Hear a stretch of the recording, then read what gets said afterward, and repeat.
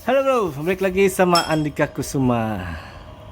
Nih, mesin Suzuki Address akhirnya mau diberesin. Mau dilihat penyebabnya si knalpotnya keluar asap melulu. Udah gitu di bawah leheran knalpot itu udah kayak ngerembes-ngerembes oli. Jadi sekarang ada di bengkelnya Om Victor ini. Om Victor. Nih, pasien-pasiennya ini rata-rata ini Honda Beat-nya udah pada gila-gila nih. Honda Beat, Aerox, buset. Yang larinya udah ngacir-ngacir. Oke, jangan lupa di subscribe channel YouTube Andika Kusuma. Nih kita lihat nih penyakitnya nanti apa. Ya, spare partnya udah beli tuh di situ. Sehar sama cylinder head. Cylinder head lagi, blok silinder. Oke. Ntar kita lihat.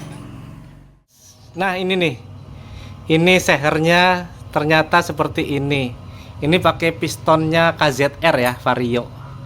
Nah ini kita dengar ininya dari si Om Victor nih. Om Victor, gue mau nanya nih, ini begini, kenapa nih Om Victor? Gejala yang ada di piston ini ya. Ah, Jadi kalau dibuka untuk di badan piston ini tidak ada kerusakan yang parah dari kondisinya. Berarti sistem pelumasannya bagus.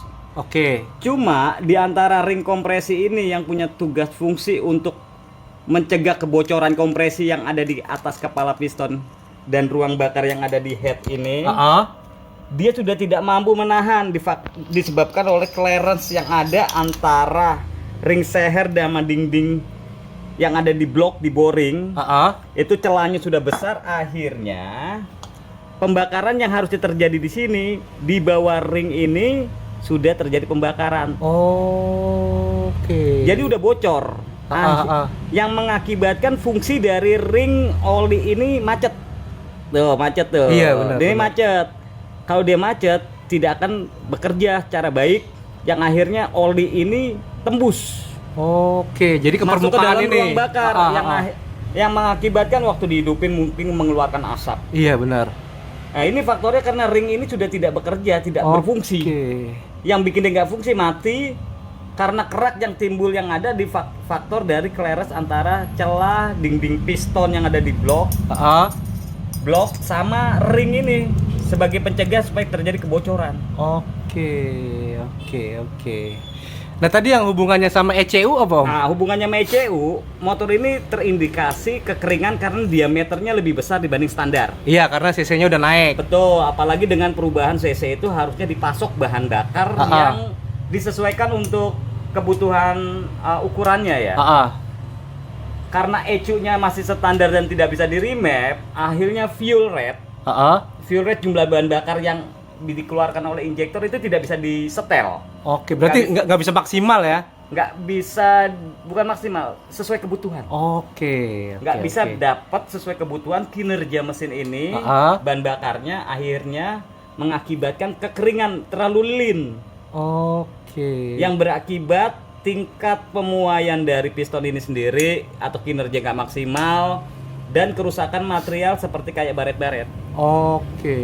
Karena terlalu lean, dia terlalu kering. Terlalu kering itu tadi. Kurang basah. Oke. Jadi sebenarnya kalaupun cc mau naik ini, tapi kalau si ECU-nya bisa di remap nggak masalah. Nggak jadi masalah, jangankan cuma naik 5 atau 10 cc. Mau sampai 200 cc misalkan atau kenaikan tuh sampai 250 cc pun nggak akan jadi masalah.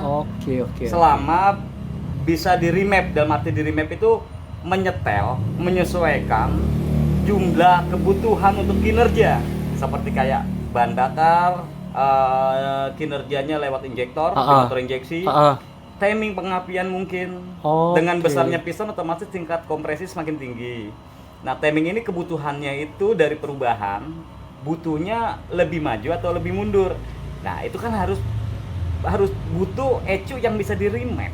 Iya sih. Ini dia belum bisa di ini sih si ECU-nya Address ini agak susah soalnya alatnya nggak ada ya. Sebenarnya bisa menggunakan aplikasi ECU yang ada ya. Oke, Om. Selama teknisi mekaniknya itu memahami sistem fungsi yang ada di ECU dengan aktuator.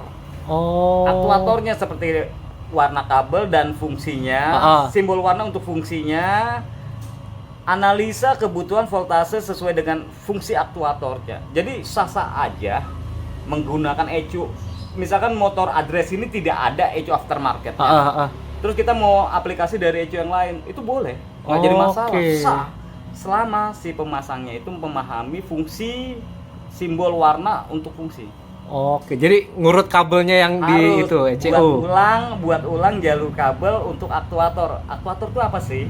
Kalau di injektor tuh aktuator itu penggerak sistem kerja, seperti kayak injektor, sensor, mulai dari sensor CPS dulu, injektor, terus mungkin TPS, terus ada E2 sensor, O2 sensor, ada MAP, CKP, EOT. Oke. Itu aktuator yang memang perlu ECU standalone atau ECU yang bisa diprogram secara sendiri dari mekanik atau operator khusus sesuai kebutuhan mesin. Oke. Gitu guys, paham kan? Jadi ya kalaupun mau ininya maksimal tadi apa sih mau nggak mau ECU-nya pun harus bisa di remap. Jadi disetting ulang untuk inian bensinnya ya Om ya? Iya. Nggak cuma bensin aja ya? Iya benar. Kebutuhan kinerja. Oke. Kalau di ECU yang aftermarket atau stand alone yang aftermarket, salah satu contoh misalkan suatu produk dari misalkan merekan BRT atau Apitek atau Araser atau Uma Racing misalkan lah, itu hanya sebuah merekan ya. Dia memiliki fitur-fitur. Bahkan fitur-fitur itu terkadang juga tidak digunakan, sayang. Padahal ada fitur yang memang ini berfungsi secara baik untuk mendukung kinerjanya dari penggunanya sendiri, maksudnya penyesuaian kebutuhan penggunanya. Itu fitur-fitur itu harusnya diikut sertakan dalam proses remap. Jadi bukan remap hanya sekedar fuel correction, ignition timing, bukan cuma base map itu aja. Oke, jadi lebih luas lagi harusnya, dan memang itu sudah biasanya diaplikasikan memang hampir semua ECU aftermarket stand alone pastinya itu memberi nilai-nilai tambahan fitur-fitur itu. Oke, siap.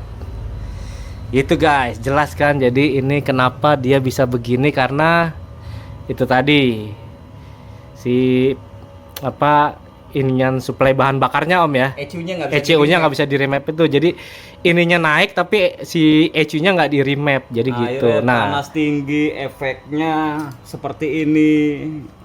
Timbunan kerak, faktor dari kebocoran yang diakibatkan oleh seal clamp. Oke. Kenapa? Karena thermalnya terlalu tinggi, panasnya terlalu tinggi. Jadi tadi kering itu Om ya. Oke, iya. Kurang sempurna. Oke.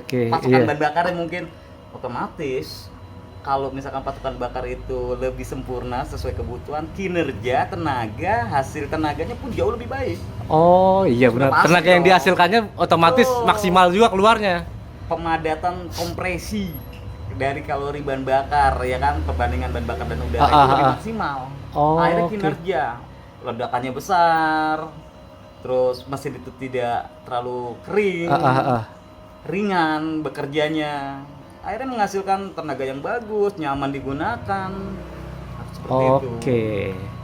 Jadi ini karena nggak di remap, jadi pengeluaran bahan bakar dari si injeksinya itu injektornya keluarnya ya standar aja biasa. Jadinya kering hasilnya ya Om ya. Iya, kalau misalkan mengganti injektor itu bisa, salah satu cara mengganti injektor. Cuma untuk mencari debit injektor yang sesuai kan nggak mudah. Iya benar. Nah, sedangkan kalau misalkan dari peningkatan atau perubahan mesin yang nggak terlalu signifikan besar, masih menggunakan injektor standarnya dengan menggunakan ECU yang bisa di remap, ECU stand alone, kita bisa fuel correction di situ.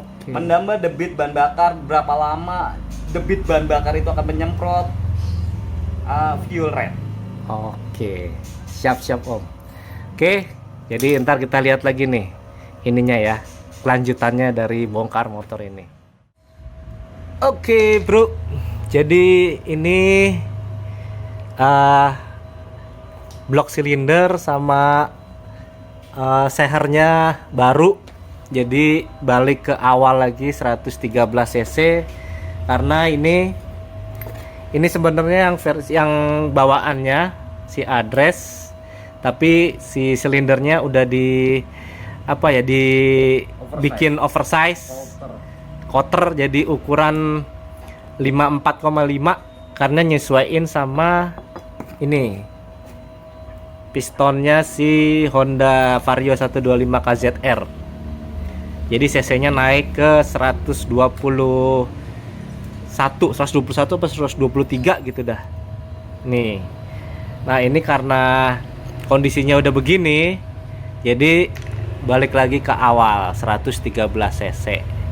Itu tadi juga sama Om Victor si pistonnya si sehernya itu tadi agak dilobangin dikit. Itu biar apa, Om? Dikasih oli pen ya. Oh, oli pen. Oli pen. Oke. Fungsinya jadi supaya bisa melumasi lebih maksimal dari seher. Ini masih belum dipasang nih. Oke. Oh.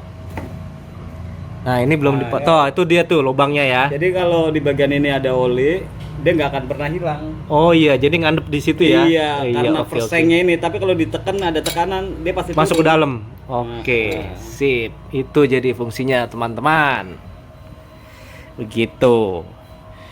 Oke, ntar kita ini lagi proses selanjutnya.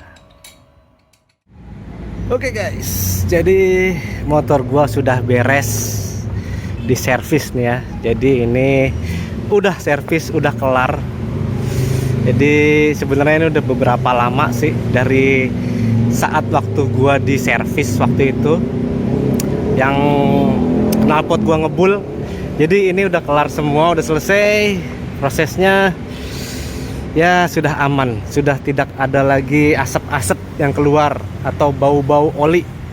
Jadi sudah aman, sudah enak lagi dipakai karena udah ganti seher, ganti blok silinder.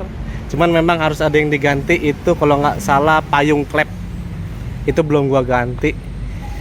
Jadi nanti mungkin beberapa hari ke depan lah kita ganti ya, begitu guys. Jadi jangan lupa di subscribe channel YouTube Andika Kusuma ya.